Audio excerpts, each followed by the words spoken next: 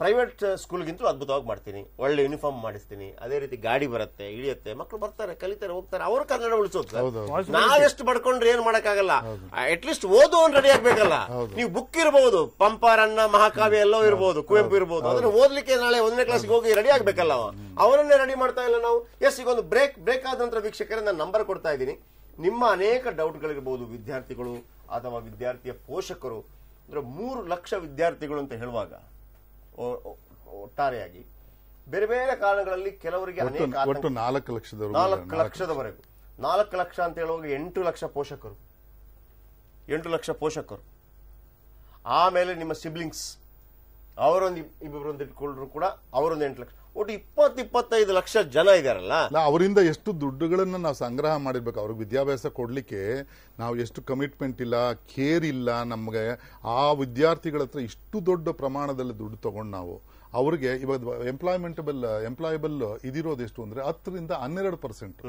ನಾವು 100 ಜನ ಗ್ರಾಜುಯೇಟ್ಸ್ ಹೊರಗಡೆ ಬಂದ್ರೆ 12% ಮಾತ್ರ ಎಂಪ್ಲಾಯಬಲ್, ಇನ್ನು ಉಳಿದವರು ಯಾರು ನಾಟ್ ಎಂಪ್ಲಾಯಬಲ್. ಈಗಲೂ ಕೂಡ ನಾನು ಹೇಳ್ತಾ ಇರೋದು ಇದು UGC statistics, it's not my statistics. 12-15 across country. ಬಹಳ ಆಶ್ಚರ್ಯ ಆಗ್ತಾ ಇದೆ, 100 ಗ್ರಾಜುಯೇಟ್ಸ್ ಗಳಿಗೆ 12 ಜನರಿಗೆ 15%, 85% ನಾಟ್ ಎಂಪ್ಲಾಯಬಲ್. ಓನ್ಲಿ ಎಂಪ್ಲಾಯಬಲ್ ಇದು 15%.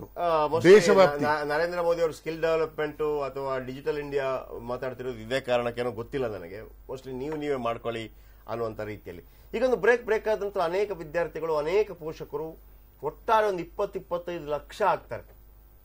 ನಿಮಗೆ ಸತ್ಯ ಹೇಳಬೇಕು ಅಂತಂದ್ರೆ 25 ಲಕ್ಷ ಪೇಪರ್ ಪ್ರತಿ ಸೇಲ್ ಆಗಲ್ಲ ಕರ್ನಾಟಕದಲ್ಲಿ. ನಿಮ್ಮ ಪ್ರಜಾವಾಣಿ, ಉದಯವಾಣಿ, ವಿಶ್ವವಾಣಿ, ವಿಜಯ ಕರ್ನಾಟಕ, ಸಂಯುಕ್ತ ಕರ್ನಾಟಕ, ಕನ್ನಡಪ್ರಭ ಎಲ್ಲವೂ ಸೇರಿದ್ರು ಕೂಡ 25 ಲಕ್ಷ ಸೇಲ್ ಆಗಲ್ಲ.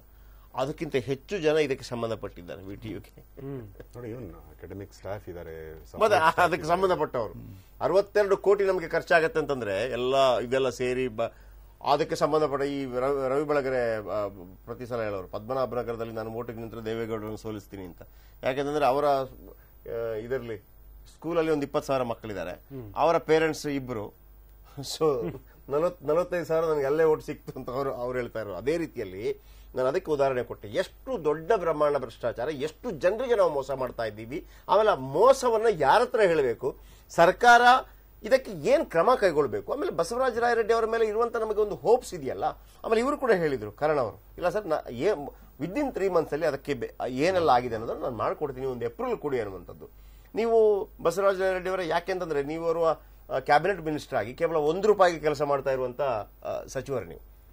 ಆಮೇಲೆ ಜೆಎಚ್ ಪಟೇಲ್ ಕಾಲದಲ್ಲಿ ಪ್ರಪ್ರಥಮವಾಗಿ ದೆಹಲಿ ಪ್ರತಿನಿಧಿಯಾಗಿ ಕೆಲಸ ಮಾಡಿದಂಥವರು.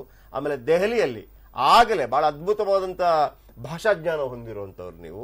ಕೇಂದ್ರದವ್ರ ಜೊತೆ ಕೂಡ ಅವಾಗಲೇ ಸಂಪರ್ಕ ಆಗಿದ್ದು. ದೆಹಲಿ ಪ್ರತಿನಿಧಿ, ಫಸ್ಟ್ ಪ್ರತಿನಿಧಿ ಕರ್ನಾಟಕದಿಂದ ಆಗಿರುವಂತವ್ರು. ನಿಮ್ಮ ನಾಲೆಜ್ ಆಮೇಲೆ ನೀವು ರೆಡಿ ಆಗ್ತಾ ಇರೋ ರೀತಿಗೆ ನೋಡ್ಬಿಟ್ಟು ಜೆಎಚ್ ಪಟೇಲ್ ಅವರು ನಿಮಗೆ ಆ ಪೋಸ್ಟ್ ಕೊಟ್ಟಿದ್ದು.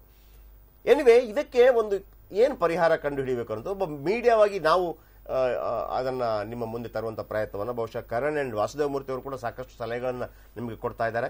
ಆಮೇಲೆ ಏನೇ ಡೌಟ್ಸ್ಗಳಿದ್ರು ಕೂಡ ಇದಕ್ಕೆ ಸಂಬಂಧಪಟ್ಟ ಹಾಗೆ ವಿದ್ಯಾರ್ಥಿಗಳ ಪೋಷಕರು ನಮಗೆ ಕರೆ ಮಾಡಿ ಕೇಳಬಹುದು. ಅದಕ್ಕೆ ಸಾಂತ್ವನ ಹೇಳುವಂತ ಒಂದು ಪ್ರಯತ್ನವನ್ನು ನಾವು ಮಾಡ್ತೀವಿ ಒಂದು ಬ್ರೇಕ್ ಆದ್ಮೇಲೆ.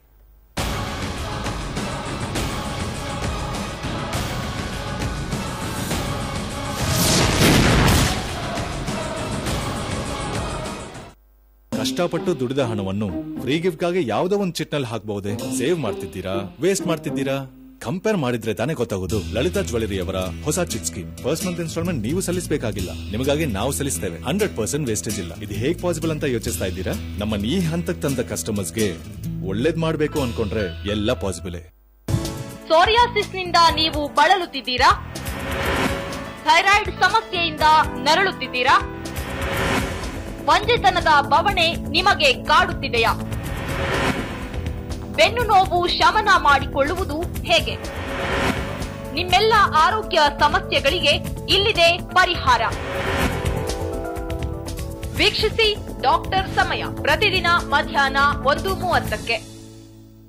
ಕಷ್ಟಪಟ್ಟು ದುಡಿದ ಹಣವನ್ನು ಫ್ರೀ ಗಿಫ್ಟ್ಗಾಗಿ ಯಾವುದೋ ಒಂದು ಚಿಟ್ನಲ್ಲಿ ಹಾಕಬಹುದೇ? ಸೇವ್ ಮಾಡ್ತಿದ್ದೀರಾ, ವೇಸ್ಟ್ ಮಾಡ್ತಿದ್ದೀರಾ? ಕಂಪೇರ್ ಮಾಡಿದ್ರೆ ತಾನೇ ಗೊತ್ತಾಗೋದು. ಲಲಿತಾ ಜ್ಯುವೆಲರಿ ಅವರ ಹೊಸ chit scheme. First month instalment ನೀವು ಸಲ್ಲಿಸಬೇಕಾಗಿಲ್ಲ, ನಿಮಗಾಗಿ ನಾವು ಸಲ್ಲಿಸ್ತೇವೆ. 100% ವೇಸ್ಟೇಜ್ ಇಲ್ಲ. ಇದು ಹೇಗ್ ಪಾಸಿಬಲ್ ಅಂತ ಯೋಚಿಸ್ತಾ ಇದ್ದೀರಾ? ನಮ್ಮ ಈ ಹಂತಕ್ಕೆ ತಂದ ಕಸ್ಟಮರ್ಸ್ಗೆ ಒಳ್ಳೇದ್ ಮಾಡ್ಬೇಕು ಅನ್ಕೊಂಡ್ರೆ ಎಲ್ಲ ಪಾಸಿಬಲ್. ಗೋಹತ್ಯೆ ನಿಷೇಧವೋ ನಿಷೇಧಕ್ಕೆ ಮೊದಲ ಹೆಜ್ಜೆಯು.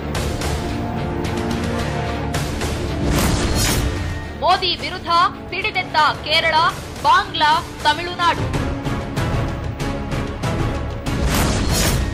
ಬೀಫ್ ಬ್ಯಾನ್ ಬಗ್ಗೆ ಕರ್ನಾಟಕ ಸರ್ಕಾರದ ನಿಲುವು ಏನು? ರಾಷ್ಟ್ರೀಯ ಪ್ರಾಣಿ ಆಗ್ಬೇಕಾ ಪವಿತ್ರ ಪ್ರಾಣಿ ಗೋವು? ಗೋವಿನ ಪಾಡು.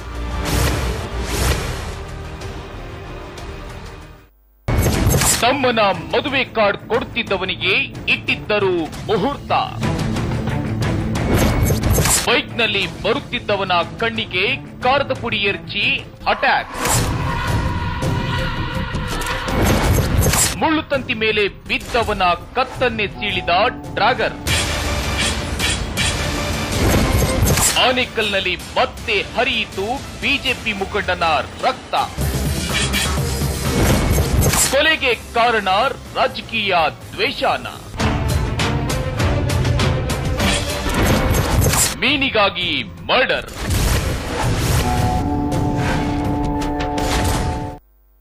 ಸೋರಿಯಾಸಿಸ್ನಿಂದ ನೀವು ಬಳಲುತ್ತಿದ್ದೀರಾ? ಥೈರಾಯ್ಡ್ ಸಮಸ್ಯೆಯಿಂದ ನರಳುತ್ತಿದ್ದೀರಾ?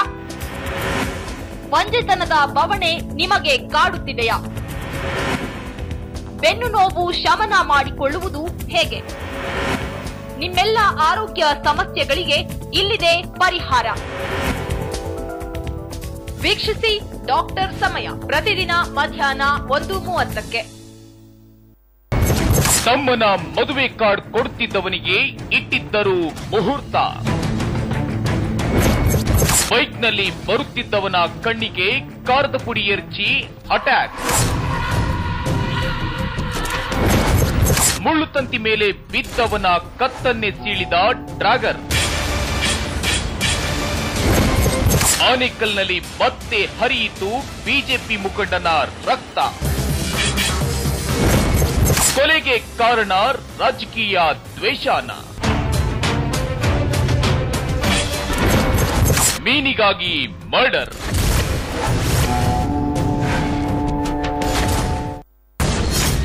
ಗೋಹತ್ಯೆ ನಿಷೇಧವೋ ನಿಷೇಧಕ್ಕೆ ಮೊದಲ ಹೆಜ್ಜೆಯು.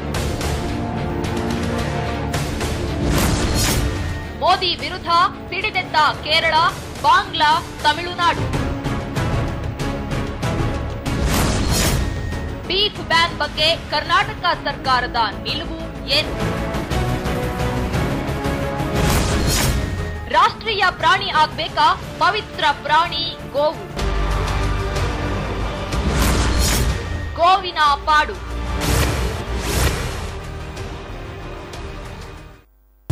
ಸೋರಿಯಾಸಿಸ್ನಿಂದ ನೀವು ಬಳಲುತ್ತಿದ್ದೀರಾ? ಥೈರಾಯ್ಡ್ ಸಮಸ್ಯೆಯಿಂದ ನರಳುತ್ತಿದ್ದೀರಾ? ಬಂಜೆತನದ ಬವಣೆ ನಿಮಗೆ ಕಾಡುತ್ತಿದೆಯಾ? ಬೆನ್ನು ನೋವು ಶಮನ ಮಾಡಿಕೊಳ್ಳುವುದು ಹೇಗೆ?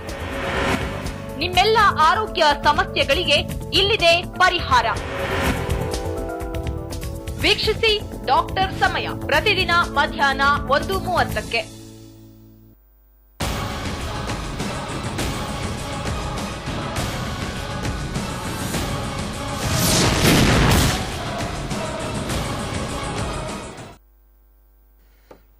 ವಿಟಿವಿಗೆ ಬೀಗ ಕರೆ ಮಾಡಿ ಮಾತಾಡಿ 080221111164 ಅಥವಾ 70. ನಿಮ್ಮ ಯಾವುದೇ ಡೌಟ್ಗಳಿದ್ರು ಕೂಡ ಇದರ ಬಗ್ಗೆ ಮಾತಾಡಬಹುದು. ಎಸ್ ಮಾನಸ್, ಇಷ್ಟೆಲ್ಲ ನಾವು ಮಾತಾಡ್ತಾ ಇದ್ದೀವಿ, ನಮಗೆ ಕೆಲವು ಕಣ್ಣೆದುರು ಕಾಣ್ತಾ ಇದೆ. ಅಂದ್ರೆ ಇಲ್ಲಿ ತಪ್ಪುಗಳಾಗಿದೆ, ಹೀಗಿದೆ ಹೀಗಿದೆ ಹೀಗಿದೆ. ಆಮೇಲೆ ಇದು ಬೇಟೆಯಾಡಿ ಬರ್ಬೇಕಷ್ಟೇ. ಬೇಟೆಯಾಡಲಿಕ್ಕೆ ಹೋಗುವಂತವನಿಗೆ ಏನಾಗಿದೆ ಅಂತಂದ್ರೆ, ಬೇಟೆಯಾಡದ ರೀತಿಯಲ್ಲಿ ಅವನಿಗೆ ಕೆಲವು ಸೌಲಭ್ಯಗಳನ್ನು ಕಲ್ಪಿಸಿಕೊಳ್ಳಲಾಗಿದೆ. ಇದು ಹೆಂಗೆ ಅಂತಂದ್ರೆ, ನಾನು ನಿಮ್ಮ ಹತ್ರ ಮಾತಾಡ್ತಾ ಇದ್ರೆ ನೀವೇ ಕಳ್ಳ, ಈಗ ನಿಮ್ಮ ಹತ್ರನೇ ಕೇಳ್ತಾ ಇದ್ದೀನಿ. ನಾವೇನಾದ್ರೂ ಆಮ್ ಆದ್ಮಿ ಪಾರ್ಟಿಯವರಾಗ್ಲಿ ನಾನಾಗ ಹೇಳಿದ್ರೆ ಇಲ್ಲ ಅದು ನೀವು ಪುರಾವೆ ಇಲ್ದಿರ ಮಾತಾಡ್ತೀರಾ ಅಂತಾರೆ. ಆದ್ರೆ ಜನರಲ್ ಆಗಿ ಆಗಿರೋದೇನು ಅಂದ್ರೆ ಇವರೆಲ್ಲ ಎಲ್ಲರಿಗೂ ಗೊತ್ತು, ಒಂದು ಪೊಸಿಷನ್ ಮೇಲೆ ಕುತ್ಕೊಂಡ ಮೇಲೆ ಅಲ್ಲಿಂದ ದುಡ್ಡು ಮಾಡೋದಕ್ಕೆ ಅಂತಾನೆ ಕುತ್ಕೊಳ್ಳೋದು. ಆ ದುಡ್ಡು ಮಾಡುವಂತ ಪೊಸಿಷನ್ ಹೋಗ್ಬೇಕು ಅಂದ್ರೂ ದುಡ್ಡು ಕೊಟ್ಟೆ ಹೋಗಿರ್ತಾರೆ, ಯಾರಿಗೋ ಒಬ್ರಿಗೆ ದುಡ್ಡು ಕೊಟ್ಟಿರ್ತಾರೆ, ಮಿನಿಸ್ಟರ್ಗಾಗಿರ್ಬೋದು, ಇನ್ನೊಬ್ರಿಗಾಗಿರ್ಬೋದು, ಯಾರಿಗೆ ಅಂತ ಹೇಳಿಕ್ ಬರೋದಿಲ್ಲ. ಈಗ ಅವರು ಹೋಗಿ ಅವ್ರು ಅಲ್ಲಿ ಕುತ್ಕೊಂಡು ತಪ್ಪು ಮಾಡಿದ್ರೆ ಆ ದುಡ್ಡು ತಗೊಂಡಿರ್ತಾರಲ್ಲ ಅವ್ರು ಇವ್ರನ್ನ ಪ್ರೊಟೆಕ್ಟ್ ಮಾಡ್ತಾರೆ, ಮಾಡ್ಲೇಬೇಕು. ಅದಕ್ಕೆ ಸಿಸ್ಟಮ್ ಹೇಗೆ ಅದಕ್ಕೆ ಇವರು ಇಷ್ಟು ದುಡ್ಡು ಏನಕ್ಕೆ ಕೂಡಿಡ್ಬೇಕು ಅಂತ ಮಾತಾಡ್ತಿದ್ವಿ. ಈಗ ಅಷ್ಟೊಂದು ದುಡ್ಡು ಏನಕ್ಕೆ ವರ್ಷ ಸ್ಪೆಂಡ್ ಮಾಡಿದ್ರೆ ಕೂಡಿಟ್ರು ಅಂದ್ರೆ, ಒಂದು ದೊಡ್ಡ ಅಮೌಂಟ್ ಸಿಕ್ಕಿದ್ರೆ 1,000 ಕೋಟಿ ಪ್ರಾಜೆಕ್ಟ್ ಮಾಡಿದ್ರೆ ಒಂದು 200-300 ಕೋಟಿ ಹೊಡಿಬಹುದು. ಸಣ್ಣ ಪುಟ್ಟ ಪ್ರಾಜೆಕ್ಟ್ ಮಾಡಿದ್ರೆ ಹೊಡಿಯಕ್ಕಾಗೋದಿಲ್ವಲ್ಲ, ಒಂದೇ ಸಲ ಅಷ್ಟು ದುಡ್ಡು ಮಾಡ್ಕೊಂಡ್ಬಿಟ್ಟು ಹೋಗ್ಬಿಡ ನಾನು. 200-300 ಕೋಟಿ ಅವರ ಕೈಗೆ ಬಂದ್ರೆ ಯಾವ್ದಾದ್ರು ಕಿರಿಕಿರಿ ಬರುವಾಗ ಅದರಲ್ಲಿ ನಿಮ್ಗೆ ಈ ಇಂಟ್ರೆಸ್ಟ್ ಮೇಲೆ ಟ್ಯಾಕ್ಸ್ ಅಂತ ಬರುತ್ತಲ್ಲ, ಆ ರೀತಿ 300 ಕೋಟಿಯಲ್ಲಿ 90 ಕೋಟಿಯನ್ನು ಎತ್ತಿಟ್ರೆ ಯಾರೆಲ್ಲ ಬಂದ್ ಮಾತಾಡ್ತಾರೆ ಅವ್ರಿಗೆ ಎತ್ತಗ ಅದು ಸರಿ, ಸುಮ್ಗಿರು ಅದು ಸರಿ ಮಾಡಕ್ ಆಗಲ್ವಾ? ಆಗುತ್ತೆ. ಎರಡು ವಿಧಾನಗಳಲ್ಲಿ ನಾವು ಸರಿ ಮಾಡ್ಬೇಕು. ಒಂದು, ಸರ್ಕಾರನ ತೆಗೆದ್ಬಿಡ್ಬೇಕು, ಎಲ್ಲ ಕಡೆಯಿಂದ ಸರ್ಕಾರ ಇಂಟರ್ಫಿಯರೆನ್ಸ್ ಇರಬಹುದು. ಎರಡನೇದು, ಈ ಕರಪ್ಷನ್ ಅನ್ನೋದನ್ನ ನಿಲ್ಲಿಸಬೇಕು. ಸರ್ಕಾರ ಕಂಟ್ರೋಲ್ ಬೇಕು. ನಮ್ಗೆ ಎಜುಕೇಶನ್ ಕಮ್ಮಿ ರೇಟಲ್ಲಿ ಸಿಗ್ಬೇಕು ಅಂದ್ರೆ, ನಮ್ಗೆ ಕರಪ್ಷನ್ ತೆಗಿಬೇಕು ಅಂದ್ರೆ ಲೋಕಾಯುಕ್ತ ಅಂತ ಸ್ಟ್ರಾಂಗ್ ಆರ್ಗನೈಸೇಷನ್ ಇನ್ನೂ ಬಲವರ್ಧನೆ ಅದನ್ನೇ ಸಾಯಿಸ್ತಾ ಇದ್ದಾರೆ. ಈಗ ಯಾಕೆ ಹೇಳಿ, ಎಲ್ಲಾದ್ರೂ ದುಡ್ಡು ಮಾಡ್ಬೇಕಾದ್ರೆ ಲೋಕಾಯುಕ್ತ. ಮೊನ್ನೆ ಯಡಿಯೂರಪ್ಪನವರ ವಿಚಾರಕ್ಕೆ ಬಂದಾಗ ಅದನ್ನೇ ಹೇಳಿದೆ. ಈಗ ಯಡಿಯೂರಪ್ಪನವರು ಜೈಲ್ಗೆ ಹೋದ್ರು ಅಂತ ಕಾಂಗ್ರೆಸ್ ಅವರು ಹೇಳ್ತಾರೆ. ಓಕೆ, ಅದಕ್ಕೆ ಬಿಜೆಪಿ ಅವರು ಹೇಳಿದ್ರು, ಈಗ ಲೋಕಾಯುಕ್ತ ಇದ್ದಿದ್ರೆ ಈಗ ಇರೋರು ಕೂಡ ಹೋಗ್ತಾ ಇದ್ರು, ಅದಕ್ಕಾಗಿ ಅದನ್ನು ವೀಕ್ ಮಾಡಿದ್ರು ಅಂತ. ಒಬ್ರು ಕರೆ ಮಾಡಿದ್ದಾರೆ, ಸಾಗರ್ ಕರೆ ಮಾಡಿದ್ದಾರೆ ಬೆಂಗಳೂರಿನ. ಸಾಗರ್ ಅವರೇ ನಮಸ್ತೆ. Hello sir. ಹೇಳಿ ಸಾಗರ್. ಸರ್, ನಾವು HTBK ಇಂಜಿನಿಯರಿಂಗ್ ಕಾಲೇಜಿಂದ ನಾವು ಪಾಸ್ಡ್ ಔಟ್ ಆಗಿದ್ದೀವಿ ಸರ್ 2016 ಅಲ್ಲಿ. ನಾಗವಾರ ಸರ್, ಅದರಲ್ಲಿ ನಮ್ದು ಒಂದೇ ಒಂದು ಬ್ಯಾಕ್ ಸಬ್ಜೆಕ್ಟ್ ಇತ್ತು ಸರ್. ಸೊ ಹಾಗಾಗಿ ಅದು ನಮ್ದು ಬರ್ದಿದೀವಿ ಸರ್, ಬಟ್ ವ್ಯಾಲ್ಯೂಯೇಷನ್ ಬಂದಿಲ್ಲ. ಬಟ್ ನಾವು ಹೈಯರ್ ಸ್ಟಡೀಸ್ ಮಾಡ್ಬೇಕು ಅಂತ ಹೇಳ್ಬಿಟ್ಟು ನಮ್ಮದು ಸೆಲೆಕ್ಷನ್ ಆಗಿದೆ, ಅದ್ರ ಆಮೇಲೆ ನಮ್ಮದು ಅಡ್ಮಿಷನ್ ಪ್ರೊಸೆಸ್ ಎಲ್ಲ ಶುರು ಆಗಿದೆ ಸರ್.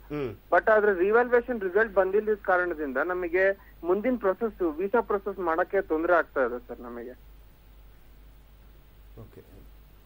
ಇದು ರಿವ್ಯಾಲ್ಯೂಯೇಷನ್ ಗೆ ಹಾಕಿ. ಈಗ ಏನಾಗಿದೆ, ವ್ಯಾಲ್ಯೂಯೇಷನ್ ಸ್ವಲ್ಪ ತಡ ಆಗಿದೆ. ಇವರಿಗೆ ಸಿಸ್ಟಮ್ ನ ಕಂಟ್ರೋಲ್ ಸಿಕ್ಕಿಲ್ಲ ಈಗಿನ ಒಂದು ಸೆಟಪ್ ಅಲ್ಲಿ. ಕಳೆದ 6 ತಿಂಗಳಿಂದ ಇವ್ರು ಬಹಳ ಒದ್ದಾಡ್ತಾ ಇದ್ದಾರೆ. ಬಹುಶಃ ಅವರು ಕೆಲವಾರು ನಿರ್ಧಾರಗಳನ್ನ ಸರಿಯಾಗಿ ತೆಗೆದುಕೊಂಡಿಲ್ಲ ಅಂತ ಭಾವಿಸ್ತೇನೆ. ಬಹುಶಃ ಅವ್ರು ಅನ್ಕೋಬಹುದು ಬಹಳ ಸರಳವಾಗಿ ನಾನು ಮಾತಾಡ್ತಾ ಇದೀನಿ ಅಂತ, ಅಂದ್ರೆ ಯಾವ ಅಧಿಕಾರಿಗಳಿದ್ದಾರೆ, ಆದ್ರೆ ನೀವು ತಪ್ಪು ಮಾಡಿರೋದು ನನ್ನ ಕಣ್ಣು ಕಾಣಿಸ್ತಾ ಇದೆ. ನೀವು ಕೇಳಿದ್ರೆ ನಾ ಹೇಳ್ಬೋದು. ಈಗ ವಿದ್ಯಾರ್ಥಿಗಳಿಗೆ ತೊಂದರೆ ಆಗಿದೆ. ನೀವು ಅವ್ರ ಪಾಪ ಯಾರೋ ಒಬ್ಬರಿಗೆ ಎಲಿಜಿಬಿಲಿಟಿ ಸರ್ಟಿಫಿಕೇಟ್ ಸಿಗ್ಲೇಬೇಕು. ಅದ್ರ ಬಗ್ಗೆ ನಾನೇ 2 ಮೇಲ್ ನ ಬರ್ದಿದ್ದೇನೆ. ಅವ್ರಿಗೆ ಇನ್ನೂ ಪರಿಹಾರ ಸಿಕ್ಕಿಲ್ಲ. ಇವ್ರಿಗೆ ಆ ದಕ್ಷತೆ ಇಲ್ಲ ಅಂದ್ಮೇಲೆ ನೀವಲ್ಲಿ ಕೂರೋದಕ್ಕೆ ಅನರ್ಹರು.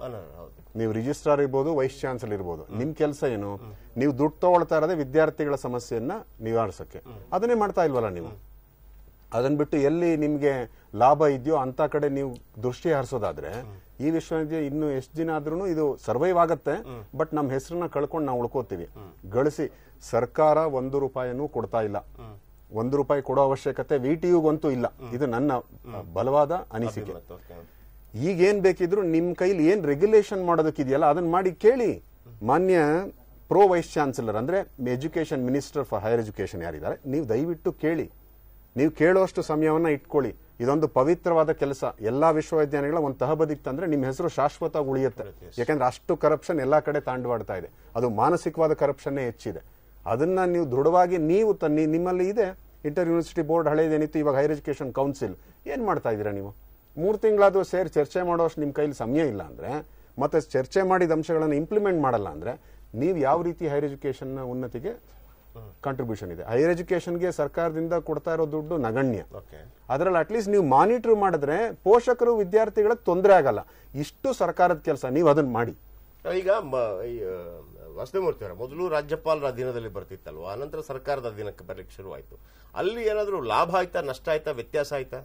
ಅಲ್ಲ, ಈಗ VTU ಹೇಳೋದಾದ್ರೆ even chancellor is the head of the university. So education minister pro chancellor ಆಗ್ತಾರೆ. ಚಾನ್ಸಲರ್ ಕೆಳಗಡೆನೆ ವೈಸ್ ಚಾನ್ಸಲರ್ ಬರೋದು. ದಿನನಿತ್ಯದ ಕೆಲಸಗಳನ್ನು ಚಾನ್ಸಲರ್ ಕೂಡ ಮಾನಿಟರ್ ಮಾಡಬಹುದು. ಅಂತದ್ದೇ ಇದೆ ವ್ಯವಸ್ಥೆ. ಈಗ ಅನುದಾನ ಕೊಡೋದಲ್ಲಿ ಸರ್ಕಾರದಿಂದ ಏನು ಅನುದಾನ ಬರ್ತಾ ಇಲ್ಲ VTUಗೆ. ಆದ್ರೆ ಈ ರೆಗ್ಯುಲೇಷನ್ ಮಾಡಲಿಕ್ಕೆ ಒಂದು ಫೈನಾನ್ಸ್ ಆಫೀಸರು ಸರ್ಕಾರದಿಂದ ನೇಮಿಸೋದಕ್ಕೆ ಇದುವರೆಗೂ ಆಗಿಲ್ಲ ಸರ್ಕಾರಕ್ಕೆ. ಈ ದೊಡ್ಡ ಯೂನಿವರ್ಸಿಟಿಗೆ ಆ ಫೈನಾನ್ಸ್ ನಡೆಸಲಿಕ್ಕೆ ಅದಕ್ಕೆ ಆದಂತ ಎಕ್ಸ್ಪರ್ಟೈಸ್ ಬೇಕಾಗುತ್ತೆ. ನೀವು ಎಕ್ಸ್ಪರ್ಟೈಸ್ ಇಲ್ಲದೆ ಮೇಸ್ಟ್ಗಳ ಕೈಯಲ್ಲಿ ಫೈನಾನ್ಸ್ ಆಫೀಸರ್ ಕೆಲಸ ಮಾಡಿಸೋದು ಮತ್ತೆ ಇನ್ಯಾರನ್ನೋ ಕರ್ಕೊಂಬಂದು ಫೈನಾನ್ಸ್ ಆಫೀಸರ್ ಕೆಲಸ ಮಾಡಿಸಿದ್ರೆ ಆ ವಿಶ್ವವಿದ್ಯಾನಿಲಯದ ಹಣಕಾಸನ್ನ ಸರಿಯಾದ ರೀತಿ ನಿರ್ವಹಣೆ ಮಾಡಿ ಅಲ್ಲೇ ತಪ್ಪಿರೋದು. 98 ಇಂದ ಇವತ್ತವರೆಗೂ ಕೂಡ ಅವರು ಒಬ್ರು ನುರಿತಂತ ಫೈನಾನ್ಷಿಯಲ್ ಎಕ್ಸ್ಪರ್ಟ್ ಅನ್ನ ಅಲ್ಲಿ ಫೈನಾನ್ಸ್ ಆಫೀಸರ್ ಆಗಿ ಅಪಾಯಿಂಟ್ ಮಾಡಿಲ್ಲ ಸರ್ಕಾರ. ಅದು ಸರ್ಕಾರ, ಈಗಿನ ಸರ್ಕಾರ ಹೇಳ್ತಾ ಇಲ್ಲ, ಹಳೆಯ ಸರ್ಕಾರಗಳು ಕೂಡ ಆ ಜವಾಬ್ದಾರಿ ತಗೊಂಡಿದ್ದಾರೆ, ಅದನ್ನ ಇರೆಸ್ಪಾನ್ಸಿಬಲ್ ಆಗಿ ಆಕ್ಟ್ ಮಾಡಿದ್ದಾರೆ. ಸೊ ನೀವು ಅಲ್ಲೇ ಅದೇನಂದ್ರೆ ನೀವು ಒಂದು ತಪ್ಪಲೇ ತೂತು ಆಗೋಗಿದೆ, ಆ ತೂತನ್ನು ಮುಚ್ಚದೆ ನೀವು ಮೇಲೆ ಎಷ್ಟೇ ಸುರಿದ್ರು ಕೂಡ ಅದು ಹೋಗ್ತಾ ಇತ್ತು. ಇಷ್ಟೇ ಸಣ್ಣದಾಗಿ ಉದಾಹರಣೆ ಕೊಡೋದಾದ್ರೆ ಇಷ್ಟೇ ಆಗಿರೋದು ಸರ್ಕಾರದಿಂದ ತಪ್ಪು. ಈ ತಪ್ಪನ್ನು ಈಗಲೂ ಸರಿ ಮಾಡ್ಕೋಬಹುದು. ಈಗ ಹೇಗೆ ಸರಿ ಮಾಡಬಹುದು? ಒಬ್ಬರ ಸರಿಯಾದಂತ ಎಕ್ಸ್ಪರ್ಟ್ ಅನ್ನ ಫೈನಾನ್ಸ್ ಆಫೀಸರ್ ಆಗಿ ಅಪಾಯಿಂಟ್ ಮಾಡಬೇಕು. ಈಗಲೂ ಮಾಡಿಲ್ಲ. ಯಾಕೆ ಮಾಡಿಲ್ಲ? ಈಗಿದ್ದಾರೆ, ಈಗ ಫೈನಾನ್ಸ್ ಆಫೀಸರ್ನು ಸರಿಯಾದ ಇಷ್ಟೆಲ್ಲ ದುಡ್ಡು ಏನು ಅದನ್ನ ಭ್ರಷ್ಟಾಚಾರವಾಗಿದೆ ಅಂತ ಹೇಳಿದ ನಂತರ ಕೂಡ ಎಲ್ಲರೂ ಸೈಲೆಂಟ್ ಆಗಿದ್ದಾರೆ. ಎಲ್ಲರೂ ಸೈಲೆಂಟ್, ಆಮೇಲೆ ಕುಲಪತಿಯಾಗಿ ಮುಂದುವರಿದು ಅಂತ ಹೇಳಿದ್ರೆ ಅವರು ಕೂಡ ಎಲ್ಲಿ ತನಕ ಬಂದಿದೆ ಅದರ ಬಗ್ಗೆ ಕೂಡ ನಾನು ಮಾತಾಡ್ತೀನಿ. ಎಸ್, ಮತ್ತೊಬ್ರು ಕರೆ ಮಾಡಿದ್ದಾರೆ, ಸುಮಂತ್ ಕರೆ ಮಾಡಿದ್ದಾರೆ ಬೆಂಗಳೂರಿನ. ಸುಮಂತ್ ನಮಸ್ತೆ. ನಮಸ್ತೆ. ಹೇಳಿ ಸುಮಂತ್. ಸರ್ ನಾನು ಎಂ.ಟೆಕ್ 3ನೇ ಸೆಮ್ ಓದ್ತಾ ಇದ್ದೀನಿ ಇವಾಗ. ಎಲ್ಲಿ ಸರ್? ಅವ್ರ ರಿಸಲ್ಟ್ ಡಿಕ್ಲೇರ್ ಮಾಡಿದ್ ಮೇ 26ನೇ ತಾರೀಕು, ಇನ್ನ ಬಂದಿಲ್ಲ. ನಾನು ದಿನಾ ಚೆಕ್ ಮಾಡ್ಕೊಂಡು ಕೂತ್ಕೊಂತೀನಿ ಇಲ್ಲಿ. ಇದನ್ನೇ ಹೇಳ್ತಾ ಇರೋದು, ನಿಮ್ಮಲ್ಲಿ ದಕ್ಷತೆ. ಈಗ ಅಲ್ಲ, ಇದಕ್ಕೆ ಏನ್ ಸರ್? ಇದಕ್ಕೆ ಸಲಹೆ ಏನಂದ್ರೆ, ಈಗ ನಾವು ಅನ್ಫಾರ್ಚುನೇಟ್ಲಿ ನಾವ್ ಯಾರು ಇಲ್ಲಿ VTU ಆಫೀಸರ್ಸ್ ಅಥವಾ ಅಥಾರಿಟಿ ಇಲ್ಲಿ ಕೂತಿಲ್ಲ. ಅವ್ರ ಪ್ರಶ್ನೆಗಳು ಬಂದಿದೆ. ಆದ್ರೆ ಹಿಂದಿನ ಅನುಭವದಲ್ಲಿ ಹೇಳೋದಾದ್ರೆ ಇದನ್ನೆಲ್ಲ ಸಮರ್ಪಕವಾಗಿ ರಿಸಲ್ಟ್ ಬರುತ್ತಾ ಇಲ್ವಾ? ಏನ್ ಕತೆ? ಈಗ ಅದನ್ನ ಇಲ್ಲ, ನಮಗೂನು ಉತ್ತರ ಸಿಗ್ತಾ ಇಲ್ಲ. ಈಗಿರೋ ಒಂದು ಆಡಳಿತ ಏನ್ ನಡೆಸ್ತಾ ಇದ್ದಾರೆ, ನಮ್ಗೆ ಆಕ್ಸೆಸ್ ಇಲ್ಲ. ನಾನ್ ಬರೆಯೋ ಮೇಲ್ ಇವತ್ತವರೆಗೂ ಒಂದು ರಿಪ್ಲೈ ಬರಲ್ಲ. ಇಂತ ಅದಕ್ಷತೆಯಲ್ಲಿ ಈ ಯೂನಿವರ್ಸಿಟಿ ಮಾಹಿತಿ ಪಡ್ಕೊಂಡ ಪ್ರಕಾರ ಇಲ್ಲೇನಾಗಿದೆ, ಈ ಲಾಸ್ಟ್ ಇಯರ್ ಇಂದ ಆಚೆಗೆ ಎಲ್ಲಾ ವಿಶ್ವವಿದ್ಯಾಲಯಗಳಿಗೂ ನಮ್ಮ ಇದು ಎಜುಕೇಶನ್ ಸೆಕ್ರೆಟರಿಯೇಟ್ ಮತ್ತು ಹೈಯರ್ ಎಜುಕೇಶನ್ ಕೌನ್ಸಿಲ್ ಅವ್ರೇನ್ ಮಾಡಿದ್ದಾರೆ, NIC ಇದೆಯಲ್ಲ, ನ್ಯಾಷನಲ್ ಇನ್ಫಾರ್ಮೇಶನ್, ಅವರಿಂದಾನೇ ಸಾಫ್ಟ್ವೇರ್ ತಗೊಳ್ಬೇಕು. ನೀವು ನಿಮ್ಮ ಇರೋ ಸಾಫ್ಟ್ವೇರ್ಗಳನ್ನ ನಿಲ್ಲಿಸಬೇಡಿ ಅಂತ ಹೇಳಿದ್ರು. ಮೊದಲು ಸಾಫ್ಟ್ವೇರ್ ಇದ್ದದನ್ನು ನಡೀತಾ ಇತ್ತದು. ಆ ಸಾಫ್ಟ್ವೇರ್ ಬದಲಾವಣೆ ಆಗುವಾಗ ಈ ಕೆಲವು ಇದನ್ನ ಸರಿಯಾದ ರೀತಿಯಲ್ಲಿ ಅವರು ನಿರ್ವಹಣೆ ಮಾಡ್ತಾ ಇಲ್ಲ. ಅದಕ್ಕೆ ಕೆಲವೊಂದು ಸರ್ವಿಸ್ ಬ್ಯಾಕಪ್, ಇನ್ನೊಂದು ಮತ್ತೊಂದು, ಈ ಕೊಟ್ಟಿರೋ ಸಾಫ್ಟ್ವೇರ್ಗಳಿಗೂ ಕೆಲವು ಡೇಟಾ ಇನ್ಫಾರ್ಮೇಶನ್ಸ್ ಅವ್ರಿಗೆ ಸರಿಯಾಗಿ ಸಿಗ್ತಾ ಇಲ್ಲ. ಹಾಗಾಗಿ ಅದು ತೊಂದರೆ ಆಗ್ತಾ ಇದೆ. ಈಗ ರಿಸಲ್ಟ್ ಬರ್ತಾ ಇಲ್ಲ. ಏನೇ ಇರಲಿ, ಎಂ.ಟೆಕ್ ವಿಚಾರದಲ್ಲಿ ಹೇಳ್ತಾ ಇರೋದ್ರಿಂದ ಅದನ್ನ ಅವರು ಮ್ಯಾನ್ಯುಯಲ್ ವ್ಯಾಲ್ಯೂಯೇಷನ್ ಅಲ್ಲಿ ಖಂಡಿತವಾಗಿ ಕೊಡಬಹುದಿತ್ತು. ಇವ್ರಿಗೆ ಒಂದು ಥಾಟ್ ಇಲ್ಲ, ವಿಷನ್ ಲೀಡರ್ಸ್ ಅಲ್ಲಿ ಕೂರ್ತಾ ಇಲ್ಲ. ನೀವು ಸಾಫ್ಟ್ವೇರ್ ಮೈಂಡ್ ಲಾಜಿಕ್ ಅಂತ ಒಂದು ಕಂಪ್ನಿಗೆ ಇವ್ರು ಕೊಟ್ಟು ಅದರದ್ದು ಒಂದು ದಂಧೆನೆ ಮಾಡಿದ್ರು. ಅವ್ರು 15 ದಿನದಲ್ಲಿ ರಿಸಲ್ಟ್ ಕೊಡ್ಬೇಕಾದ್ರೆ ಆ ದಂಧೆಯಿಂದ 1000 ಕೋಟಿ ಸಂಪಾದನೆ ಮಾಡ್ಕೊಂಡ್ಬಿಟ್ಟಿದ್ದಾರೆ. ಪಾಪ ಜನಕ್ಕೆ ಗೊತ್ತಿಲ್ಲ. ಇಂಥದ್ದು ಯಾವ್ದು ಆಚೆ ಬರ್ಲೆ ಲೋಕಾಯುಕ್ತ ಕಂಪ್ಲೇಂಟ್ ಇದ್ರು ಯೂನಿವರ್ಸಿಟಿ ಇವತ್ತವರೆಗೂ ಸುಮ್ಮನೆ ಕೂತಿದೆ.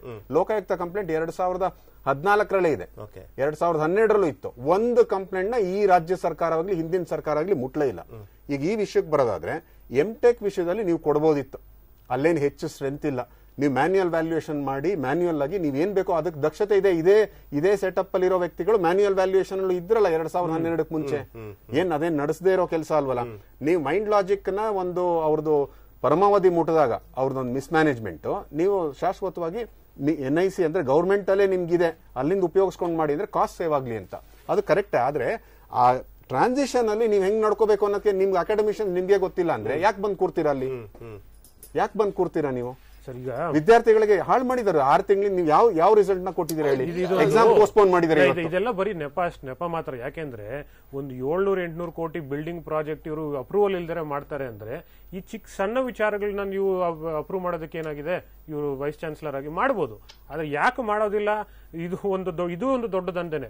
ಈಗ ಒಂದು ರಿವ್ಯಾಲ್ಯೂಯೇಷನ್ ಎಕ್ಸಾಮಿನೇಷನ್ ಕರೆಕ್ಷನ್ ಸರಿಯಾಗಿ ಮಾಡೋದಿಲ್ಲ. ಅದರಲ್ಲಿ ಇದು ಬೇಕು ಅಂತಾನೆ ಮಾರ್ಕ್ಸ್ ನ ಏರುಪೇರು ಮಾಡ್ತಾರೆ. ಅದು ರಿವ್ಯಾಲ್ಯೂಯೇಷನ್ ಅಪ್ಲೈ ಮಾಡಿರುವಂತ 50ರಿಂದ ಹೆಚ್ಚು ಇದು ರಿವ್ಯಾಲ್ಯೂಯೇಷನ್ ಡಿಫ್ರೆಂಟ್ ಆಗಿ ಬರುತ್ತೆ, ಮಾರ್ಕ್ಸ್ ಜಾಸ್ತಿ ಆಗುತ್ತೆ. ಇದು ಯಾಕಾಗುತ್ತೆ? ಬೇಕು ಅಂತ ಜನ ಸ್ಟೂಡೆಂಟ್ಸ್ ರಿವ್ಯಾಲ್ಯೂಯೇಷನ್ ಅಪ್ಲೈ ಮಾಡ್ಲಿ, ಫೀಸ್ ಕಟ್ಲಿ ಅಂತ. ಮತ್ತೆ ಆ ರಿವ್ಯಾಲ್ಯೂಯೇಷನ್ ರಿಸಲ್ಟ್ ಡಿಲೇ ಮಾಡ್ತಾರೆ. ಯಾಕೆಂದ್ರೆ ನಿಮ್ಮ ಸಪ್ಲಿಮೆಂಟರಿ ಎಕ್ಸಾಮ್ ಬಂದ್ಬಿಡ್ತು. ಇವಾಗ ಅವ್ರ ರಿಸಲ್ಟ್ ಬೇಗ ಬಂದ್ಬಿಟ್ರೆ ಅವ್ರ ಸಪ್ಲಿಮೆಂಟರಿ ಎಕ್ಸಾಮ್ ಕಟ್ಟಲ್ಲ. ಮತ್ತೆ ಒಂದ್ ನಿಮಿಷ ನಾ ಹೇಳಿ ಕಂಪ್ಲೀಟ್ ಮಾಡಿ. ಈಗ ಸಪ್ಲಿಮೆಂಟರಿ ಎಕ್ಸಾಮ್ಗೆ ಫೀಸ್ ಕಟ್ಟಿಸ್ಕೋತಾರೆ. ಇಲ್ಲಿ ರಿವ್ಯಾಲ್ಯೂಯೇಷನ್ ರಿಸಲ್ಟ್ ಮತ್ತೆ ಬರುತ್ತೆ. ಹೀಗಾಗಿ ಇದು ಸ್ಟೂಡೆಂಟ್ಸ್ ಹೇಳ್ತಿರೋದು, ನಾನು ಹೇಳ್ತಿರೋದಲ್ಲ. ಸ್ಟೂಡೆಂಟ್ಸ್ ಪ್ರೊಟೆಸ್ಟ್ ಮಾಡ್ತಿರುವಂತ ಸ್ಟೂಡೆಂಟ್ಸ್ ಅವ್ರು ಸ್ವಂತವಾಗಿ ಹೇಳ್ತಿದ್ದಾರೆ ಈ ರೀತಿ ದಂಧೆ ನಡೀತಾ ಇದೆ VTU ನಲ್ಲಿ ಅಂತ ಹೇಳಿ. ಇದಕ್ಕೆ ನೀವು ಏನ್ ಆನ್ಸರ್ ಕೊಡ್ತೀರೋ ನಮ್ಗೆ ಗೊತ್ತಿಲ್ಲ, ಆದ್ರೆ ಸ್ಟೂಡೆಂಟ್ಸ್ ಮಾತ್ರ ಈ ಮಾತುಗಳು ಹೇಳ್ತಿದ್ದಾರೆ. ಒಂದ್ ನಿಮಿಷ, ಕನ್ಸರ್ನ್ ಕೇರ್ ಇಲ್ಲದೆ ಇರುವಂತ ಟೀಚರ್ಸ್ ಇರೋದ್ರಿಂದ ಇದು ಆಗ್ತಾ ಇದೆ. ಯಾರು ಕಂಟ್ರೋಲ್ ಮಾಡಬೇಕು? ವೈಸ್ ಚಾನ್ಸಲರ್ ತಾನೇ ಸರಿ ಮಾಡೋದಕ್ಕೆ ಈಗ ಫೀಸ್ ತಗೊಳ್ಳೋಕೆ ಕಂಟ್ರೋಲ್ ಇದೆ, ಎಲ್ಲ ಭ್ರಷ್ಟಾಚಾರಕ್ಕೆ ಕಂಟ್ರೋಲ್ ಇದೆ ಅವರಲ್ಲಿ. ಈ ಒಂದು ವಿಚಾರ ಟೋಟಲ್ ಉದ್ದೇಶ ಇರೋದೇನು, ಅವರನ್ನ ಒಂದು ಗ್ರಾಜುಯೇಟ್ ಮಾಡಿ ಕಳಿಸುವಂತ. ಅದನ್ನೇ ಹೇಳಿದ್ದು, ಕನ್ಸರ್ನ್ ಕೇರ್ ಇಲ್ಲ ಅಂತ. ಯಾರು ಮೂಲಭೂತವಾಗಿ ವಿಶ್ವವಿದ್ಯಾಲಯದಲ್ಲಿ ಹೆಚ್ಚಿನ ಭಾಗ ಜವಾಬ್ದಾರಿ ಇವತ್ತು ನಿರ್ವಹಣೆ ಮಾಡಲಿಕ್ಕೆ ಇರೋದು ಟೀಚರ್ಸ್ಗಳಿಗೆ. ಉಪಕುಲಪತಿಯಿಂದ ಹಿಡಿದು ರಿಜಿಸ್ಟ್ರಾರ್ ಇಂದ ಹಿಡಿದು ಎಲ್ಲರೂ ಟೀಚರ್ಸ್ ಇರೋದು. ನಮ್ಮ ಇದು VTU ನಲ್ಲಿ ರಿಜಿಸ್ಟ್ರಾರ್ ಎವ್ಯಾಲ್ಯೂಯೇಷನ್ ಇರೋದು ಟೀಚರ್ಸ್. ಅವರು ಬೇರೆ ಬೇರೆ ಪ್ರೈವೇಟ್ ಕಾಲೇಜಿಂದ ಬಂದಿದ್ದಾರೆ. ಸೊ ಇವ್ರಿಗೆ ಒಬ್ಬ ಸ್ಟೂಡೆಂಟ್ ಬಗ್ಗೆ ಕಾಳಜಿ ಜಾಸ್ತಿ ಇವ್ರಿಗಿರ್ಬೇಕು. ಗವರ್ಮೆಂಟ್ಗಾಗ್ಲಿ ಹೊರಗಡೆಗಾಗ್ಲಿ ಅದು ಬೇರೆ ವಿಚಾರ, ಆದ್ರೆ ಇವ್ರ ಕಾಳಜಿ ಜಾಸ್ತಿ ಇರಬೇಕು, ಕೇರು ಇರಬೇಕು. ನೋಡೋ, ಒಬ್ಬ ಭವಿಷ್ಯನ ನಾವು ಹಾಳು ಮಾಡ್ತಿದ್ವಿ. ನಾವು as a teacher, it is my primary responsibility to see that the the graduate is given hall ಇದು ಅಂತ ಹೇಳ್ಬಿಟ್ಟು ಅವ್ರು ಯೋಚನೆ ಮಾಡಬೇಕು. ಅದು ಅದಿಲ್ಲ ಅಂತ ಒಂದು. ಆಮೇಲೆ ಬೇಕು ಅಂತ ಫೇಲ್ ಮಾಡ್ತಾವ್ರೆ, ಆ ತರದ್ದೆಲ್ಲ ವೈಲ್ಡ್ ಅಲಿಗೇಷನ್ ಮಾಡೋದು ಬೇಡ. ಯಾಕಂದ್ರೆ ಟೀಚರ್ಸ್ ಆತರ ಇಲ್ಲ, ಅದು ಹೇಳ್ತೀನಿ ಕೇಳಿ. ಈಗ ಕ್ವಾಲಿಟಿ ಆಫ್ ವ್ಯಾಲ್ಯೂಯೇಷನ್ ಇಲ್ಲದೆ ಇರ್ಬೋದು, ಅದನ್ನ ಒಪ್ಕೋತೀನಿ ನಾನು. ಕ್ವಾಲಿಟಿ ಆಫ್ ವ್ಯಾಲ್ಯೂಯೇಷನ್ ಏನಂದ್ರೆ 4 ಮಾರ್ಕ್ಸ್ ಬರೋ ಕಡೆ ಇವರು 2 ಕೊಡ್ತಾ ಇರ್ಬೋದು, ಇಲ್ಲ 2 ಕೊಡೋ ಕಡೆ 4 ಕೊಡ್ತಾ ಇರ್ಬೋದು, ಅದಿದೆ. ಆದ್ರೆ ಬೇಕು ಅಂತಾನೆ ಫೇಲ್ ಮಾಡ್ತಾರೆ ಅನ್ನೋದನ್ನು. ಈಗ ಮತ್ತೊಬ್ರು ಕಾರ್ತಿಕ್ ಕರೆ ಮಾಡಿದ್ದಾರೆ ಬೆಂಗಳೂರು. ಕಾರ್ತಿಕ್ ನಮಸ್ತೆ. ಹಲೋ. ಕಾರ್ತಿಕ್ ನಮಸ್ತೆ. ನಮಸ್ತೆ ಸರ್. ಹೇಳಿ ಕಾರ್ತಿಕ್. ಸರ್, ಅದು ಫಸ್ಟ್ ಟೈಮ್ ರಿಸಲ್ಟ್ ಇವತ್ತು ಬಿಟ್ಟಿದ್ದಾರೆ. ಅದು ಇಯರ್ ಬ್ಯಾಕ್ ಆದವ್ರದ್ದು ರಿಸಲ್ಟ್ ಬರ್ತಾ ಇಲ್ಲ ಸರ್, ಫಸ್ಟ್ ಟೈಮ್. ಎಲ್ಲ ಪ್ರಶ್ನೆಗಳು ಈಗ ಎಕ್ಸಾಮ್ ರಿಲೇಟೆಡ್ ಪ್ರಶ್ನೆಗಳೇ ಬರುತ್ತೆ. ಪಾಪ ಇದು ವಿದ್ಯಾರ್ಥಿಗಳನ್ನ ನಾವು ತಪ್ಪೆಲ್ಲಿದೆ ಅಂತ ನಾನು ಹೇಳ್ತೀನಿ. ಈಗಿರೋ ಕುಲಪತಿಗಳು ಅಥವಾ ರಿಜಿಸ್ಟ್ರಾರ್ ಎವ್ಯಾಲ್ಯೂಯೇಷನ್, ನೀವು ಒಳ್ಳೆಯವರೋ ಕೆಟ್ಟವರೋ ನನಗೆ ಗೊತ್ತಿಲ್ಲ, ಆದ್ರೆ ನೀವು ಯಾವ್ದ್ರ ಬಗ್ಗೆ ಗಮನ ಕೊಡಬೇಕು ನೀವು ಕೊಡ್ತಾ ಇದೀನಿ ಅಂತ ಅನ್ಕೊಂಡಿದ್ದೀರಾ. ಆದ್ರೆ ಅದ್ರ ಎಫೆಕ್ಟಿವಿಟಿ ಔಟ್ಕಮ್ ಏನೂ ಇಲ್ಲ, ಔಟ್ಕಮ್ ನಿಲ್ 0. ನೀವು ಅನ್ಕೋಬಹುದು ನೀವೇನೋ ಪ್ರಯತ್ನ ಮಾಡ್ತೀರಂತ, ಆದ್ರೆ ಅದು ಸಾಲಲ್ಲ. ನಿಮಗೆ ಬೇಕಾದ ದಿಗ್ದರ್ಶನ ಬೇಕು. ನಿಮ್ಗೆ ಯೂನಿವರ್ಸಿಟಿ 26 ಪ್ರಾಬ್ಲಮ್, ನೀವು ಅದನ್ನೇ ಅಟೆಂಡ್ ಮಾಡಕ್ಕಾಗ್ತಿಲ್ಲ. ಬೇಕಾದಂತಹ ರಿಸಲ್ಟ್ ಕೊಡೋ ಕೆಲಸನ ಪವಿತ್ರವಾದ ಕೆಲಸ ಅದು ಯೂನಿವರ್ಸಿಟಿ ಅಂದ್ಮೇಲೆ. ನೀವು ಅದನ್ನ ಕೂಡ ಮಾಡೋದ್ರಲ್ಲಿ ಎಡವಿದ್ದೀರಾ ಅಂತ ಈಗ ಹೇಳದೇ ಇದ್ರು ನೀವು ಕೊಡಕ್ಕಂತೂ ಸಾಧ್ಯ ಆಗ್ತಾರೆ. ಇದರ ಜವಾಬ್ದಾರಿ ನೀವೇ ಹೊರಬೇಕು. ನಿಮ್ಗೆ ಇರ್ಬೇಕು, ವಿಷನ್ ಇರ್ಬೇಕು, ಲಾಂಗ್ ಥಾಟ್ ಇಲ್ಲದೆ ನೀವು ಯಾಕೆ ಅಲ್ಲಿ ಕೂತ್ಕೊಂಡು ಕೆಲಸ ಮಾಡ್ತೀರಾ? ಇದ್ರದ್ದು ಎಫೆಕ್ಟ್ ಅನ್ನ ಚೆನ್ನಾಗಿ ಉಪಯೋಗಿಸ್ಕೊಳ್ಳೋದು ಪ್ರೈವೇಟ್ ಯೂನಿವರ್ಸಿಟಿ ಅವರು. ಈಗ ಏನಾಗ್ತದೆ, ಅವ್ರು ಇಷ್ಟೇ ಹೇಳೋದು, ನೋಡಪ್ಪ VTUಗೆ ಹೋದ್ರೆ ಟೈಮ್ ನಲ್ಲಿ ರಿಸಲ್ಟ್ ಬರೋದಿಲ್ಲ, ಯು ಜಾಯಿನ್ ಅವರ್ ಕಾಲೇಜ್, ನಾವು ಟೈಮ್ ನಲ್ಲಿ ರಿಸಲ್ಟ್ ಕೊಡ್ತೀವಿ, ಟೈಮ್ ನಲ್ಲಿ ಸರ್ಟಿಫಿಕೇಟ್ ಸಿಗ್ತದೆ. ಹಾಗಾಗ್ಬಿಟ್ಟು ಅವರ ಇಂಟೇಕ್ಗಳು 600 ತುಂಬ ಹೋಗ್ಬಿಡ್ತವೆ. ಸೊ ಕಾಲಕ್ರಮೇಣ ಈ ಪ್ರೈವೇಟ್ ಈ ಯೂನಿವರ್ಸಿಟಿ ಏನಿದೆ ಇದು ನಶಿಸ್ತಾ ಹೋಗುತ್ತೆ. Slow death. So we already injected poison. So it will die. When it dies, the beneficiaries are private universities. ಅಲ್ಲ, ಈಗ ಆ ಪಾಯ್ಸನ್ ಕೊಟ್ಟವನಿಗೆ ಒಂದು ಶಿಕ್ಷೆ ಅಂತ ಬೇಡವಾ? ಮಾಡ್ಬೇಕು. ಹಾಗಿದ್ರೆ ಅದು ಮಾಡ್ಬೇಕು ಸರ್. ಎಷ್ಟು ದಿನ ಬೇಕು ಸರ್? ನಾನು ಹೇಳೋದು, ತನಿಖೆ ಮಾಡಿ. ಇವಾಗ ಇದು ಚಾನ್ಸಲರ್ ಇದ್ದಾರೆ, ಚಾನ್ಸಲರ್ ಇದ್ದು ಅವ್ರಿಗೆ ಯಾರು ತಪ್ಪು ಮಾಡಿದ್ದಾರೆ ಅಂತ ಕಂಡುಹಿಡಿಲಿಕ್ಕೆ ಆಗಲಿಲ್ಲ. ಮತ್ತೆ ಒಂಥರ ಇದನ್ನ ಈ ನಿಂತು ಎಲ್ಲರ ಮೇಲೂ ನಾವು ಹೇಳ್ತೀವಿ ನೋಡಿ, ಭ್ರಷ್ಟಾಚಾರ ಇದೆ ಅಂತ ಹೇಳೋದು. ಯಾರು ಭ್ರಷ್ಟ ಇದ್ದಾನೆ ಅವನನ್ನ ತಗೊಂಡೋಗಿ ಪನಿಷ್ ಮಾಡುವಂತದ್ದು ಕೆಲಸ ಮಾಡಲ್ಲ ಇವರು. ಜನರಲೈಸ್ ಮಾಡಿದ್ರೆ ಕಷ್ಟ ಆಗ್ಬಿಡ್ತಾರೆ, ಜನರಲೈಸ್ ಮಾಡ್ಬಿಡ್ತಾರೆ. ಸೊ ಈಗ ಅಲ್ಲಿ ಬಹಳ ಪ್ರಾಮಾಣಿಕನು ಇರ್ತಾನೆ. ಈಗ ಗಾಳಿ ಬೀಸುವಾಗ ಈ ಹೊರಗಡೆ ಏನೋ ಒಂದು ಹೊಗೆ ಬರ್ತದೆ, ನೀವು ಎಲ್ಲರೂ ಕುಡಿದು ಬಿಡ್ತೀವಿ, ನಾವು ಜವಾಬ್ದಾರಿ ಇರಲ್ಲ, ನಮ್ಮ ಸಂಬಂಧ ಇರಲ್ಲ, ಆದ್ರೂ ಯಾವನೋ ಹೊಗೆ ಬಿಟ್ಕೊಂಡು ಹೋಗ್ತಾ ನಾವು ಇನ್ನೇಲ್ ಮಾಡ್ತೀವಿ. ಸೊ ಹಾಗಾಗಿ ಯಾರು ಮಾಡಿದ್ದಾರೆ ಅನ್ನೋದನ್ನ ಯು ಹೋಲ್ಡ್ ರೆಸ್ಪಾನ್ಸಿಬಲ್. ಇದರಲ್ಲಿ ಯಾರು ಇಲ್ಲ, ಉಪಕುಲಪತಿಗಳನ್ನೇ ನೀವು ರೆಸ್ಪಾನ್ಸಿಬಲ್ ತಗೋಬೇಕು. ಅವ್ರು ಹೇಳಿದಾಗ ಅವ್ರು ಬಾಯ್ ಬಿಡ್ತಾರೆ. ನಾನ್ ತಪ್ಪು ಮಾಡ್ಲಿಕ್ಕೆ ನನಗೆ ಪ್ರೋತ್ಸಾಹ ಮಾಡಿದವ್ರು ಯಾರು, ನಾನು ಯಾಕೆ ಮಾಡಿದೆ ಅನ್ನೋದು ಹೇಳ್ತಾನೆ. ನೀವು ಆ ಕೆಲಸ ಮಾಡ್ತಾನೆ ಇಲ್ಲ. ಕರೆಕ್ಟ್, ಖಂಡಿತವಾಗ್ಲಿ. ಮತ್ತೊಬ್ರು ಕರೆ ಮಾಡಿದ್ದಾರೆ, ರಮೀಜ್ ಕರೆ ಮಾಡಿದ್ದಾರೆ ಮೈಸೂರಿಂದ. ರಮೀಜ್ ನಮಸ್ತೆ. ಹೌದು, ನಮಸ್ತೆ ಸರ್. ಹೇಳಿ ರಮೀಜ್. ಸರ್, ಅದು ಹೇಳಿದ್ರಲ್ಲ ರಿವ್ಯಾಲ್ಯೂಯೇಷನ್, ಅದು ಈ ಇವರು ಕ್ಯಾಪ್ ಹಾಕೊಂಡವ್ರಲ್ಲ ಅವರು, ಅದ್ ಮಾತ್ರ ಸತ್ಯ ಸರ್. ಓಕೆ, ನೋಡಿ ಸತ್ಯ. ನಮ್ಮ ಹುಡ್ಗಾನು ಅದೇ ಇದ್ರಲ್ಲಿ ಬಿಟ್ಬಿಟ್ಟವನೆ 4th ಸೆಮ್. ಏನಾಯ್ತು ಮಾತ್ರ ಸತ್ಯ. ಅದು ಹೆಂಗೆ? ನಮ್ಮ ಹುಡುಗನು ರಿವ್ಯಾಲ್ಯೂಯೇಷನ್ ಹಾಕಿದ್ರಲ್ಲ, ಆಗ ಪ್ರೂವ್ ಆಯ್ತದು. ಹಾಕಿದ್ಮೇಲೆ ಮಾರ್ಕ್ಸ್ ಜಾಸ್ತಿ ಆಗಿದೆ. ಅಲ್ಲ, ಇಲ್ಲಿ ಏನು ಗೊತ್ತಾ, ಒಂದು ವೇಳೆ ಅದು ಈಗ ವಾಸುದೇವ್ ಅವ್ರ ಮೂರ್ತಿಯವರ ಪ್ರಕಾರ ಅದು ಆಗದೇ ನಿಂತಿರ್ಬೋದು. ಆದರೆ ಆದ್ರೆ ಸರ್ ಜನಗಳಿಗಂತೂ ಆತಂಕ ಇದೆ. ಯಾಕೆ ಬರುತ್ತೆ ಅಂದ್ರೆ ಮಾರ್ಕ್ಸ್ ಕಮ್ಮಿ ಆಗೋ ಚಾನ್ಸಸ್ ಇಲ್ಲ ಅಲ್ಲಿ. ಮೆಜಾರಿಟಿ ಆಫ್ ದ ಕೇಸಸ್ ಏನಾಗುತ್ತೆ ಅಂದ್ರೆ ರಿವ್ಯಾಲ್ಯೂಯೇಷನ್ ಹಾಕಿದ್ಮೇಲೆ ಮಾರ್ಕ್ಸ್ ಜಾಸ್ತಿ ಆಗ್ತಾನೆ ಇದೆ. ಯಾವ್ದ್ರಲ್ಲಿ ಕಮ್ಮಿ ಒಂದೇ ಒಂದು ನಿಮಿಷ ಕ್ಲಾರಿಫಿಕೇಶನ್ ಕೊಡ್ತೀನಿ. ಇದನ್ನ ಸಿಸ್ಟಮ್ ನ ಹತ್ತಿರದಿಂದ ಎವ್ಯಾಲ್ಯೂಯೇಟ್ ಮಾಡಿದ್ದೀನಿ. ಒಬ್ಬ IT ಇಂಜಿನಿಯರ್ ಆಗಿ ನಾನು ಅದನ್ನ ಎವ್ಯಾಲ್ಯೂಯೇಟ್ ಮಾಡಿದ್ದೀನಿ. ಹಿಂದಿನ 4-5 ವರ್ಷದಲ್ಲಿ ನೋಡಿದಾಗ ರಿವ್ಯಾಲ್ಯೂಯೇಷನ್ಗೆ ಹಾಕ್ತಾ ಇದ್ದಿದ್ರಲ್ಲಿ 90 ಜನ ಫಿಕ್ಸ್ಡ್ ರಿವ್ಯಾಲ್ಯೂಯೇಷನ್, ಅಂದ್ರೆ ನಿನಗೆ ಮಾರ್ಕ್ಸ್ ಹೆಚ್ಚು ಬರುತ್ತೆ, 1 ಲಕ್ಷನ 2 ಲಕ್ಷನ ತಂದು ಕೊಡಪ್ಪ ಅಂತ ಹೇಳಿ ಇದೇ ಮೈಂಡ್ ಲಾಜಿಕ್ ಕಂಪ್ನಿನ ಮಿಸ್ಯೂಸ್ ಮಾಡಿರುವಂತಹ ಕಂಪ್ಲೇಂಟ್ ನ ಇವತ್ತವರೆಗೂ ನೆಗ್ಲೆಕ್ಟ್ ಮಾಡಿ ಯಾವ್ದ ದಲ್ಲಾಳಿಗಳನ್ನ ಸೃಷ್ಟಿ ಮಾಡಿದ್ರು ಹಿಂದಿನ ಕಳೆದ 7-8 ವರ್ಷದಲ್ಲಿ ನನಗೆ ಗೊತ್ತಿರಂಗೆ. ಆ ದಲ್ಲಾಳಿಗಳು ಎಕ್ಸಾಮಿನೇಷನ್ ನ ರಿವ್ಯಾಲ್ಯೂಯೇಷನ್ ಹಾಕ್ಸಿ 17 ಮಾರ್ಕ್ಸ್ ಇದ್ರೆ 71, 90 ಎಂಟ್ರಿ ಮಾಡಿ ಬರುವಂತಹದ್ದು ಆಗಿದೆ. ಇದನ್ನ ಯಾರು ತಗೊಳ್ಳಿಲ್ಲ. ಆದ್ರೆ ನಾವು ಹೇಳಿ ಸಾಕಾಯ್ತು. ಇಲ್ಲೊಬ್ಬ ವಿದ್ಯಾರ್ಥಿಗೆ ನೀವು ಅವ್ನ ಸ್ಕಿಲ್ ಇಲ್ಲದೆ ಇದ್ರು, ಅವ್ನಿಗೆ ಎಲಿಜಿಬಿಲಿಟಿ ಇಲ್ಲದೆ ಇದ್ರು, ಅವನ್ನ ಕ್ವಾಲಿಫೈ ಮಾಡ್ತಾ ಇದ್ರ ಹೆಚ್ಚಿನ ಮಾರ್ಕ್ಸ್ ಕೊಟ್ಟು. ಈ ದಂಧೆ ಅದಕ್ಕಾಗ 26 ಕೋಟಿ ಬರ್ತಾ ಇತ್ತು ರಿವ್ಯಾಲ್ಯೂಯೇಷನ್ ಫೀಸ್. ಎಲ್ರಿಗೂ ಆಶ್ಚರ್ಯ. ಬೇರೆ ಯೂನಿವರ್ಸಿಟಿಗಳು ನಿಮ್ಗೆ ವರ್ಷಕ್ಕೆ ಅಷ್ಟು ದುಡ್ಡು ಬರಲ್ಲ.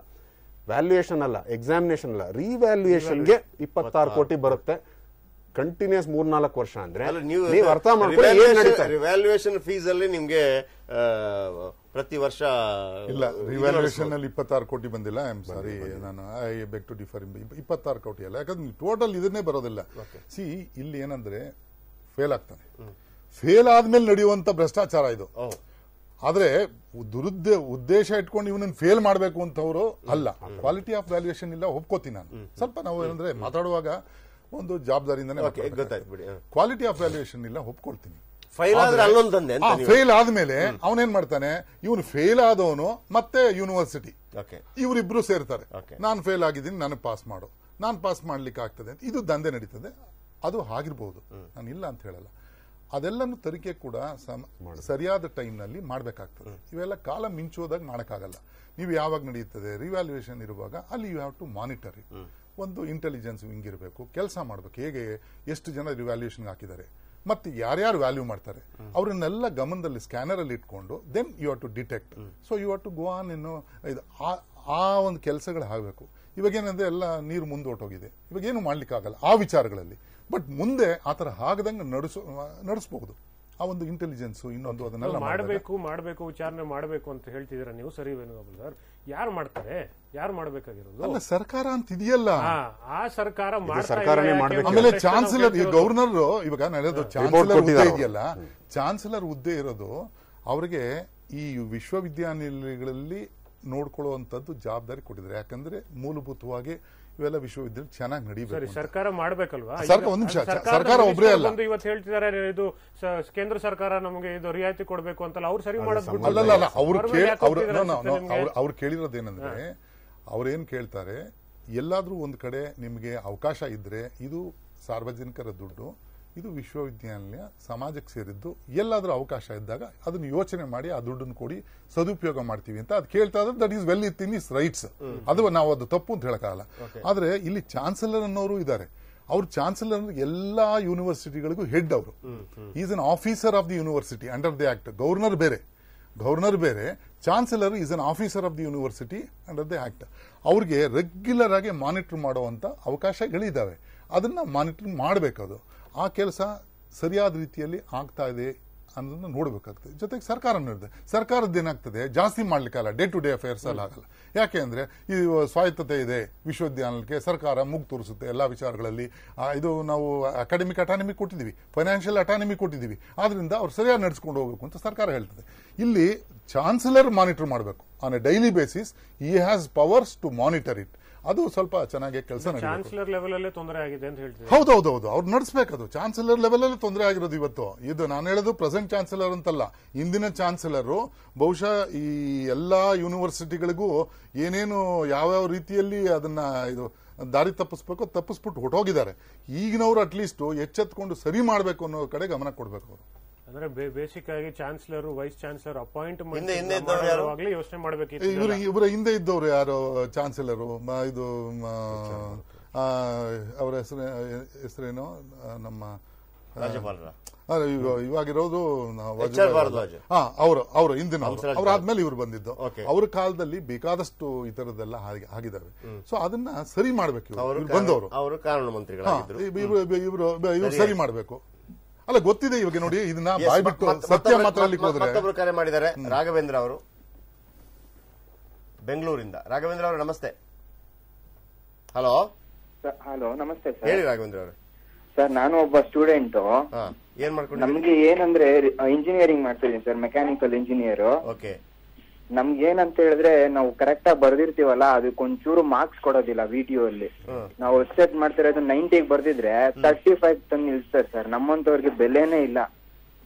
ಆಮೇಲೆ ಅದೇ ನನ್ನಂತ ಸ್ಟೂಡೆಂಟ್ಸ್ಗೆ ನಾವೆಲ್ಲ ಚೆನ್ನಾಗಿ ಓದ್ತಾ ಇರ್ತೀವಿ, ನಾವು 80 90